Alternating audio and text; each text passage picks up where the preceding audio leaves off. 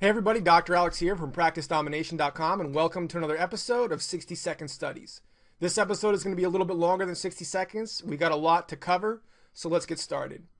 What we're looking at right now is a review of studies that show how obesity itself chemically can cause disc degeneration, and it does this in two main ways: through atherosclerosis and through inflammatory adipokines secreted by fat itself. So we've all known that body weight exerts its deleterious effects on the spine due to altered biomechanics, including loading. However, mounting evidence suggests that biochemical and metabolic changes brought upon by fat may also play a role in the development of disc degeneration, and with that, low back pain. So they have some stuff leading up to the big takeaways, which I'm going to go into now. First, you can see this is just a picture of some disc degeneration, and you can see the nucleus pulposus and the annulus merging together. There's no clear distinction between them, and it looks like there's a tear in the annulus in picture C, which you can see. And I'll include a link to this study in the description so you can check this all out for yourself, which I urge that you do. So disc degeneration and low back pain, we know that they're linked. Body mass index and lumbar disc degeneration. So they found that low back pain is increased due to BMI, and mainly due to BMI from obesity. People with a lot of lean muscle don't have as bad of low back pain as do obese people. For many years, it's been postulated that overweight and obesity contribute to disc degeneration by excessive compressive loading. However, recent studies have noted a linear acceleration between hand osteoarthritis and atherosclerosis in elderly females. So obese women, they had increased arthritis in their hand, and the hand is not load bearing. So there's something else at play here, and that's the chemical aspect of fat and how it causes arthritis. Such findings are independent of increased loading effects that could be brought upon by body weight and contradict that overweight and obesity contributes to osteoarthritis only via altered biomechanics. There's a chemical factor.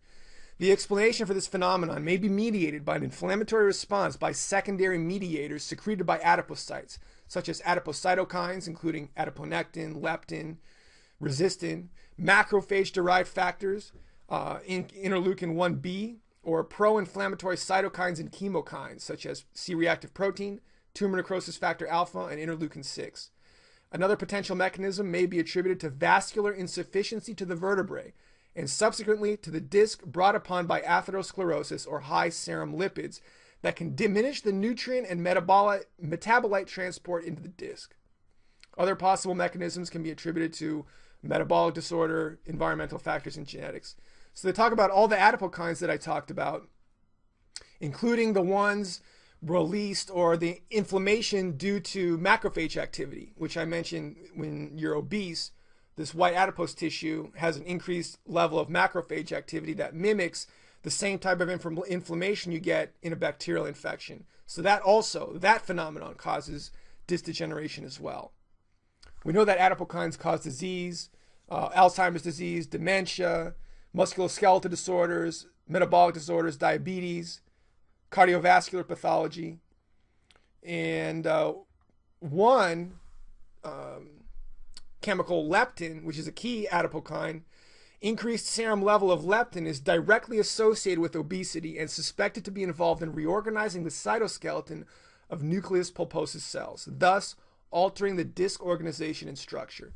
So leptin itself can lead to disc degeneration. Important takeaway. So, lumbar disc degeneration and low back pain. The authors concluded that body fat and not lean tissue mass was significantly correlated with higher low back pain intensity and worse disability. So not only, you can be big, but being big from fat is worse on your low back pain. These researchers also noted a significant independent relationship between an increase in body fat of the extremities in relation to low back pain. So high body fat in the extremities can lead to higher back pain as well. Second, studies have noted that obesity is a risk factor for osteoarthritis in the hand, which is a non-weight bearing region. So there's chemical involvement, which I've just talked about. Macrophage secreted pro-inflammatory cytokines are found in disc degeneration, which contribute to the degeneration of the disc's matrix. Like I mentioned, mimics a bacterial infection. That inflammation contributes to the degradation of the disc's matrix. Important. Studies have also noted that inflammatory cytokines, including tumor necrosis factor alpha and interleukin 6, they found these in degenerated facet joints. So it can also destroy your facets as well as your discs. It may be plausible that an increase in abdominal fat may lead to an increase in adipokine secretion of pro-inflammatory cytokines and metabolic mediators that may contribute to spinal degeneration by introducing inflammatory changes or increasing their expression in the disc. So, metabolic mediators, cytokines, adipokines contribute to spinal degeneration by causing inflammatory changes in the disc. So the vertebral end plate, it's semi-permeable and controls diffusion into the disc by moderating the transport of small solutes, such as oxygen, glucose, and sulfate, into the disc. If you've ever wondered what the nutrition the disc needs, it's oxygen, glucose, and sulfate. So when the end plate doesn't have a sufficient vascular supply, it's going to get less of these important factors into the disc, and then the disc is going to degenerate because it's not healthy. Giazzini et al. Found a negative correlation. Oh yeah, advanced glycation end products. So AGEs are prevalent in people with diabetes. Obesity causes diabetes, and they found a negative correlation between the changes in disc hydration and the accumulation in advanced glycation end products. So as the disc becomes less and less hydrated, there's an accumulation of advanced glycation end products.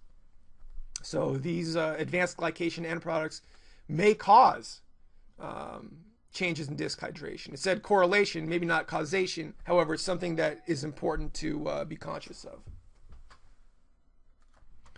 All right, role of obesity in spine surgery patients. Now, as you might anticipate, obese people don't have great outcomes when it comes to spine surgery. And they found that when they follow up with obese people who got spine surgery, a lot of them are not a whole lot better off. In fact, a lot of them are worse. They have worse quality of life and poor function. So get your obese clients to lose weight. It's going to help them. Hopefully they don't have to end up surgery, under your care. However, in conjunction with your care, make sure you're doing what you can to get them to lose weight. It's going to help them out significantly.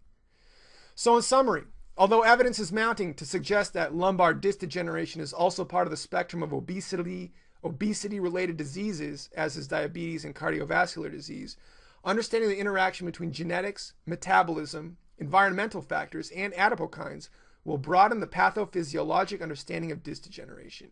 So not only are there environmental factors, genetic factors, metabolic factors, there's factors directly related to obesity and fat which cause disc degeneration, including atherosclerosis, inflammatory cytokines, and also advanced glycation end products. All these play a role in increasing and causing disc degeneration. So not only is disc degeneration caused by biomechanical factors, but also chemical factors. And again, make sure you have a thing to offer your patients as far as losing weight, or work in conjunction with someone. Get them to lose weight. Start them off by walking, like my last video talks about, and you're going to have a much better result, and they're going to have a much better result. So that's about it. Thanks for watching. Be sure to like and subscribe so you watch every new video as it comes out. And check out my website, practicedomination.com, and my book, practicedomination.com/book. My book is a veritable gold mine of business, sales, marketing, and mindset info. And it's got a lot of great info that'll help you not only succeed in practice, but dominate in practice. So that's about all. Thanks for watching. See you in the next video. So in the past, I've mentioned that walking is not really true exercise. And while I maintain that assertion to be more or less true, in the sense that we should be doing a little bit more than just the bare minimum of walking and really getting some true. So these master suppression techniques were first defined by Ingjald Nissen. I hope that's the way you pronounce his name. He's a Norwegian psychologist, and he defined them as a means of social manipulation.